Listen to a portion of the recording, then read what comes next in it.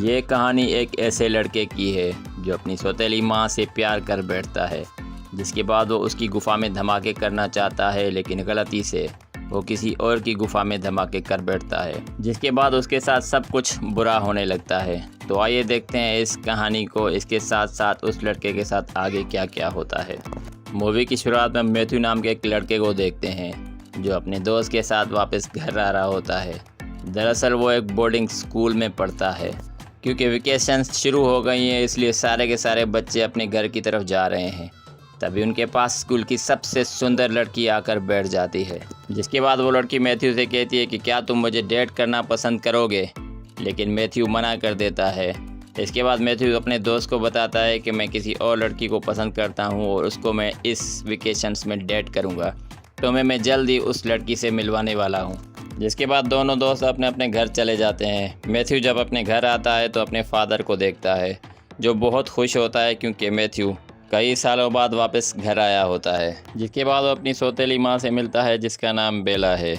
यहाँ पर मैथ्यू को पता चलता है कि आज रात उसके घर में पार्टी होने वाली है और इसलिए सभी लोग उसके घर आने वाले हैं। लेकिन जब रात को मैथ्यू अपनी पार्टी में होता है तो एक लड़की उसके पास आ जाती है और वो कुछ ज़्यादा ही मैथ्यू से चिपकने लगती है, और मैथ्यू उसको कोई भाव नहीं देता। पार्टी में मैथ्यू सिर्फ बेला को ही देख रहा होता है। यहाँ पर हमें पता चलता है कि मैथ्यू को बेला बहुत पसंद है, तो दूसरी तरफ बेला भी उसे बहुत लाइक करती है। वो उसे अपने बच्चे की तरह ट्रीट करती है, पर यहाँ पर मैथ्यू के कुछ और ही ख्यालात होते हैं। और वहीं पार्टी में हमें दूसरी तरफ एक और लड़की को दिखाया जाता है, जिसका नाम हेज़ल है।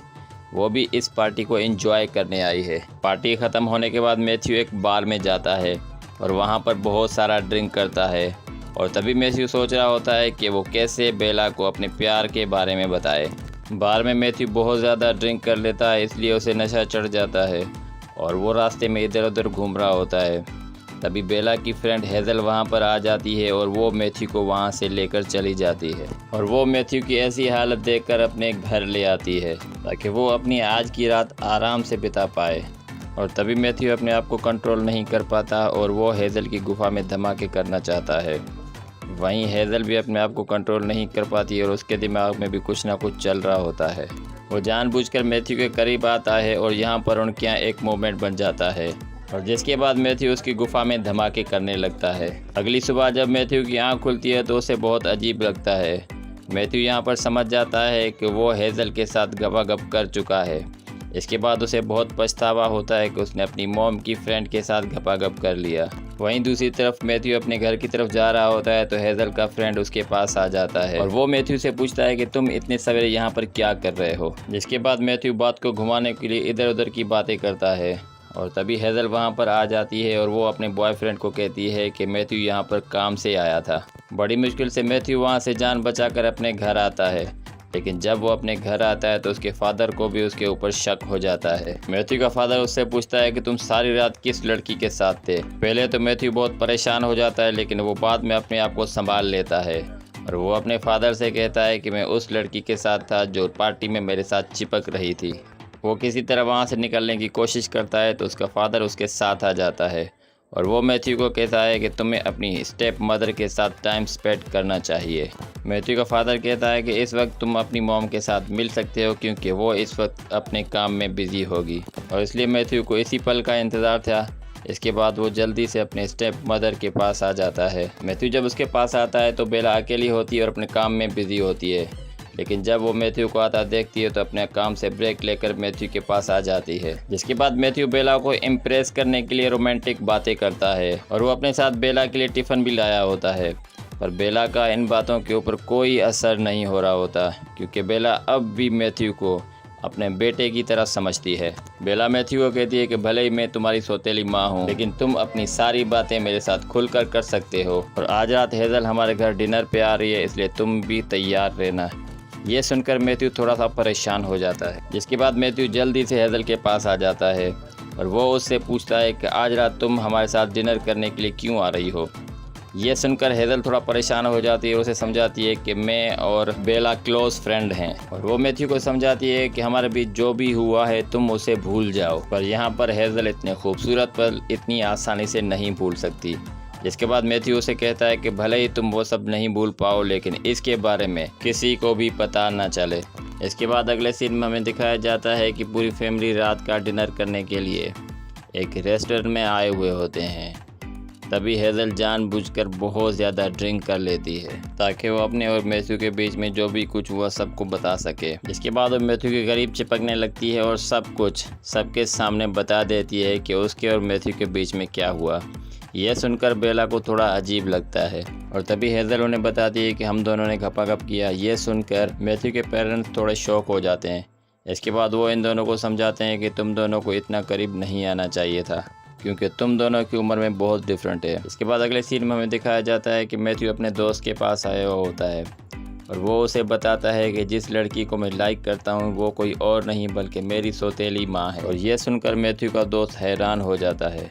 वो उसे कहता है कि तुम पागल हो गए हो, तुम्हारा अपनी मॉम के साथ चक्कर नहीं चल सकता। जिसके बाद मैथ्यू का दोस्त उसे कहता है कि तुम्हें कॉलेज की लड़की के साथ डेट करना चाहिए जिससे तुम अपनी सारी दिल की बात उससे कह सको, जिस वजह से तुम्हारा दिमाग फ्रेश हो जाएगा। लेकिन मैथ्यू उसकी बातों को इग्नोर कर देता है क्योंकि अभी भी उसका दिमाग उसकी मॉम की तरफ था। अगले सीन में हमें दिखाया जाता है कि हेज़ल और बेला वॉक कर रहे होते हैं।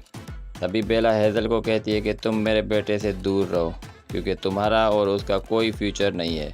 इसके बाद बेला जब अपने घर आ जाती है तो अपने बेटे को भी वही एडवाइस देती है कि तुम्हारा और हेज़ल का एज में बहुत डिफरेंट है। और मैथ्यू उसे बताता है कि मैं हेज़ल को लाइक नहीं करता। उस रात मैंने बहुत ज़्यादा ड्रिंक कर लिया था जिस वजह से हेज़ल के कमरे में चला गया था और उसके साथ गपागप किया था। और यह सुनकर बेला समझ जाती है कि जो कुछ भी इनके बीच हुआ अनजाने में हुआ। इसके बाद मैथ्यू बेला को अपनी दिल की बात बताया तो कहता है कि मैं तुम्हें बहुत पहले से प्यार करता हूँ, इसलिए मैं तुम्हारी गुफा में धमाके करना चाहता हूँ। यह सुनकर बेला हैरान हो जाती है। वो मैथ्यू को समझाती है कि तुम जो कर रहे हो ये बिल्कुल भी सही नहीं है क्योंकि हमारे बीच कुछ भी नहीं हो सकता। इसके बाद बेला उसे समझाती है कि तुम्हारा और मेरा रिश्ता सिर्फ और सिर्फ माँ और बेटे का है और अगर इस बारे में तुम्हारे फादर को पता चल गया तो वो तुम्हें छोड़ेंगे नहीं। यहाँ पर मैथ्यू भी समझ जाता है कि वो बहुत बड़ी गलती कर रहा है। जिसके बाद मैथ्यू भी समझ जाता है कि इन दोनों के बीच में प्यार वाला रिश्ता नहीं हो सकता। इसके बाद वो बेला को कहता है कि तुम इस बारे में किसी को कुछ भी नहीं बताना। इसके बाद वो वहाँ से निकल जाता है। जिसके बाद वो बाहर आकर इसी बारे में सोचने लगता है क्योंकि उसका दिल टूट चुका होता है और मैथ्यू सोचता है कि मैं कितनी बड़ी गलती कर रहा था।